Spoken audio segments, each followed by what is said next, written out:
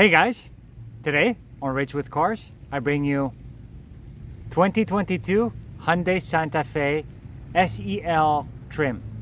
I'll give you guys a quick tour of the exterior, interior, cargo overview, and a little bit of driving impressions. I've only had this car for about half a day, so I hope you guys get to get some good insights and help you make a decision whether or not this would be something you'd be interested in versus some of its competition. So strap in, let's take a look.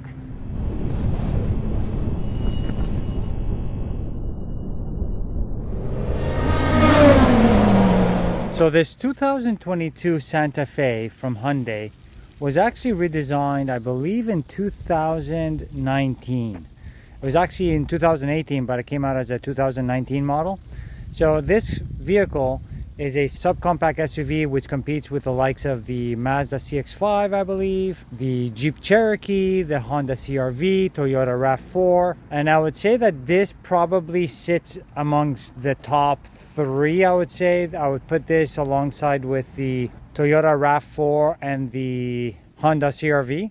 The Hyundai Group has been doing some really good stuff in terms of coming out with very nice designs and very solid vehicles. I think the fact that they have a strong warranty period, which I believe on this is 5 years and 60,000 miles, probably speaks for itself in terms of how strong they believe in their brand and their product. As of late, in the last several years, Hyundai's been coming out with some really good products, like the Palisade, for example. And that's why I believe that after, spending some time with this vehicle, I think it probably sits in the top three in my opinion. So let's get started with the exterior overview and then slowly move towards the interior. So starting off right here from the front, we see a very, very strong sort of grille design over there. I'm not crazy about the split daytime running light with the headlight over here. It's not really my cup of tea in terms of how it's been split, over there. I mean, I think that BMW is going to be coming out with a similar type of split design where the daytime running light and the headlight is, in different sort of housings, both for the 7 Series and I believe the new X7 as well. It's not really something that I enjoy, but, that's something that I guess some manufacturers are doing. Now, I do like the grille though. Grille is quite large and in charge. You got some nice design work over there with some nice openings, and then you move a little bit further below and then you get some more openings here for additional cooling. In terms of character designs on the hood, you got a couple lines on each side over there. Pretty simple and straightforward. I wouldn't say that the grille on this, when you look at it overall, sort of defines the Hyundai Group design. It's not like, for example, Genesis, which is their luxury brand, where a lot of their grills started to look alike and give sort of better brand recognition. Now, if we move a little bit towards the side, I like the overall clean design. You have a little bit of lines on the side of the vehicle, which include this wheel well over here. It's a strong sort of line that you have over the wheel arch, and then you have the strong sort of shoulder line that comes all the way across. You have some more lines there towards the bottom. I do like the little touch there with the chrome at the bottom. It's quite nice, but I still would prefer, I think in terms of design, I prefer the Rav 4 in my opinion. If we go towards the wheels, keep in mind that this is the SEL trim, which is only the second from the bottom. It does have some options on this one. Looking at the wheels, for example, we do have some non-traditional, I guess, 5-spoke design on these wheels. I'm not crazy about them. You do have an 18-inch wheel over here. If you guys see the roof rails over there, those are optional. They do not come standard. And then you have the window trim that goes all the way around, which is not bad. So moving towards the rear, I do like the general design of the rear. I like how the tail lights actually extend a little bit towards the side over there. We do have an exhaust outlet coming out on the bottom right hand side over there, as you can see. So looking at the interior, starting off with the door panel over here, we do have some plastics over here, some plastic trim that resembles a bit of carbon fiber. I do like the speaker grille cover, even though it's sort of like a entry-level base trim. It does have some sort of character to it instead of being flat. Of course, you have your window switches and your door lock and unlock and your window controls as well over there. You do have a bit of space here for little items on the door handle over there. And then you have quite a bit of space here for some bottles, large bottles over here, and some additional items as well. Overall, you know, pretty cheap plastics, but not too bad for an entry level. So for the seats, you have 8-way power seats, which is actually not bad. This particular trim comes in a fabric type of material. Not too bad. I wouldn't say it's great. I kind of do like this fabric, this particular, not this, but this is not bad actually. I like the sort of color and the look of it. Generally speaking, in terms of comfort, the seats are okay. I wouldn't say they're great, and they don't actually grab you that much. They don't have, you know, heavy bolstering, even though it might look like it does, but it doesn't. So looking here at the interior, let's start off with the driver's side. As you guys can see, I went over the door a little bit, but from a steering wheel perspective, you know, typical 3-spoke design, not bad. You have some controls over here for the different radio or audio modes. You have basically voice control over there, your volume, and then your toggle or options for different stations or pre-saved stations. You have your phone over there, and then you have some other items over here, which include the menu items, you know, automatic cruise control, which includes distance control over there, lane keep assist, and then your cruise control on and off. You get to adjust also, you know, your different speeds, and then your different menu items here that come here in the middle, as you guys can see. So here in your gauge cluster, you have a mix of digital and analog. Not too bad. You have some controls that you can change, or some different views that you can see in the middle, which includes, like I said before, your all-wheel drive, and you can see how much torque is being sent to each wheel when you're accelerating. One cool little thing that I noticed, which is not bad, you can actually see, you guys can see as I'm turning the wheel, it actually turns the wheel in real time. I hope you guys can see that, but that's pretty cool. I do believe it's a 10.25 inch infotainment screen.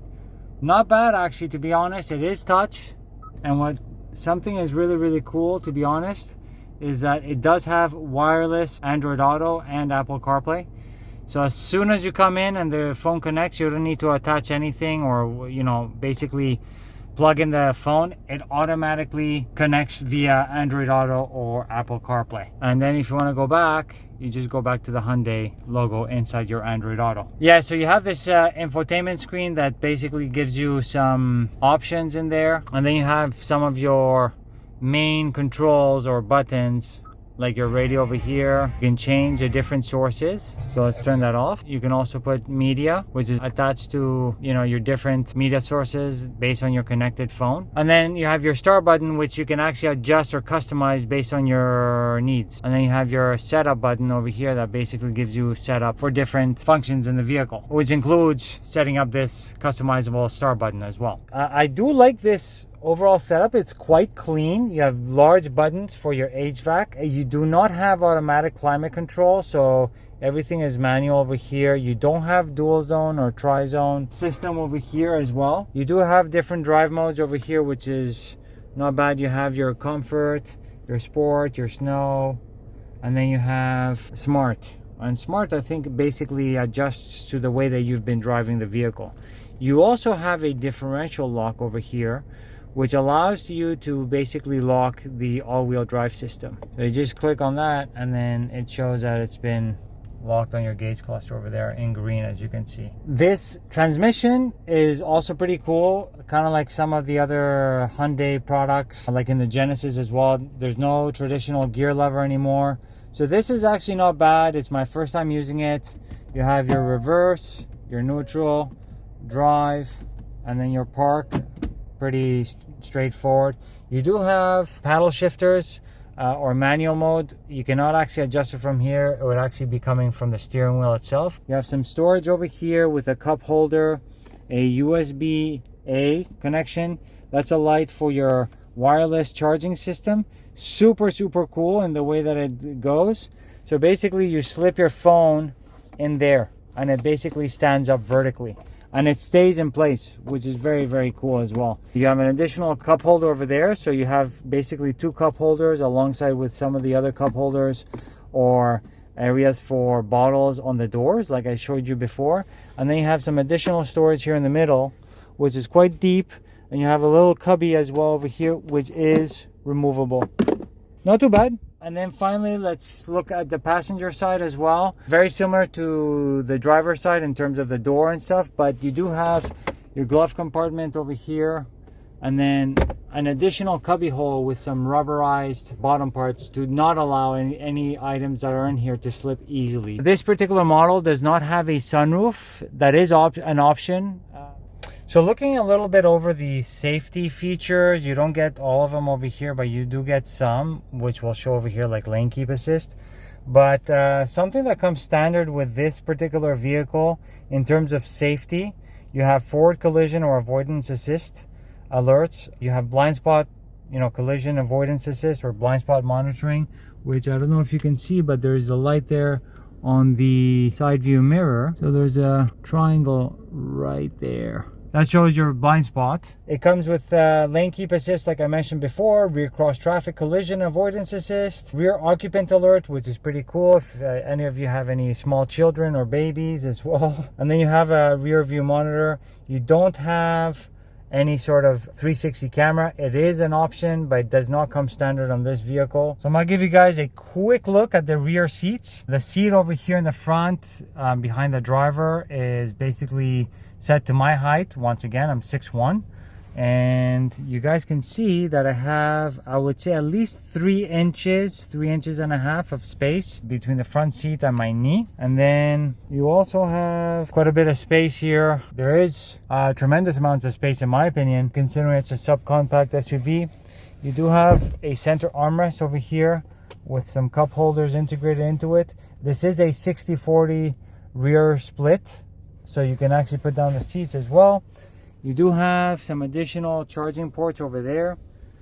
Unfortunately, they're USB-A ports, not USB-C, but still, nevertheless, they're still pretty good. Like I said before, you don't have any climate controls, but you do have the vents over here. You do have an additional storage pocket over here. I do not know why they don't have one behind the driver. Probably because they don't want people bothering the driver putting things as they're driving. So I'll give you guys one more look from here in terms of how the cabin looks like in the front.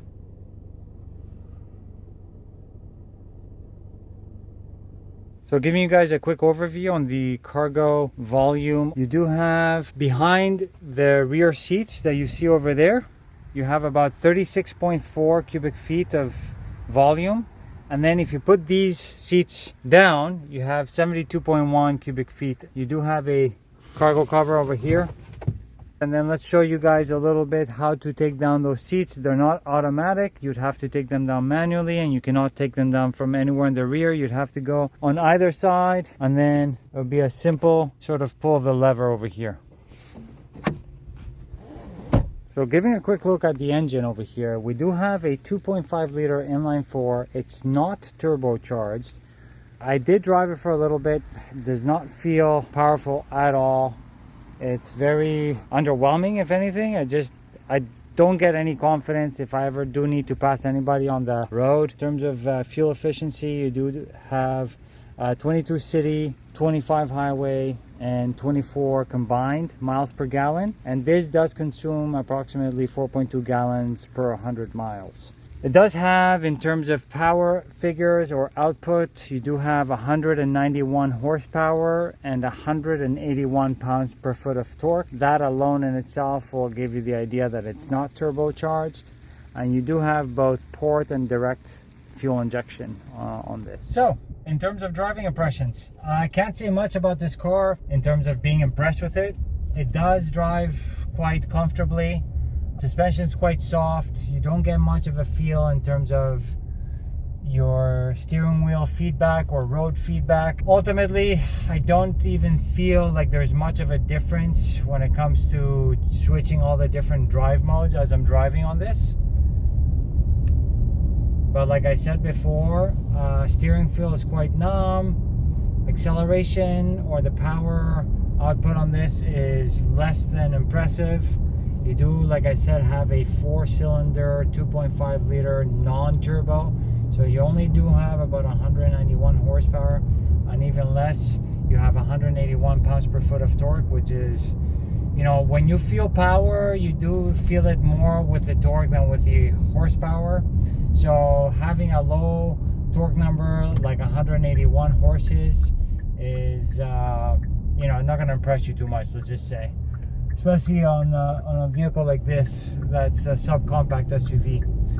I'm trying to push right now. I'm trying to merge onto traffic. I'm kind of scared. And that's 3/4 gas pedal push right there. Ultimately, I mean, it's not bad as a daily driver in terms of driving dynamics. You're not going to buy this vehicle for that. You're going to buy it for affordability, comfort, and a little bit of convenience. I do like the layout of the interior, like I said before, and you do have safety features on this, you know, that are standard as well. And then also you do have, I believe, the industry's best warranty, which is 5 years, 60,000 miles, whichever comes first. So those are going to be your primary reasons as to why you buy this vehicle. Well, guys, I hope you enjoyed this quick review of the 2022 Hyundai Santa Fe 2.5 SEL trim. Hope it gave you a better idea of what this car is all about, or this subcompact SUV. Don't forget to like, subscribe, and make any comments below with any sort of questions that you guys have. Thank you very much once again for all the support. I hope you guys really enjoyed this one, and I'll see you guys on the next one. Take care. Bye-bye.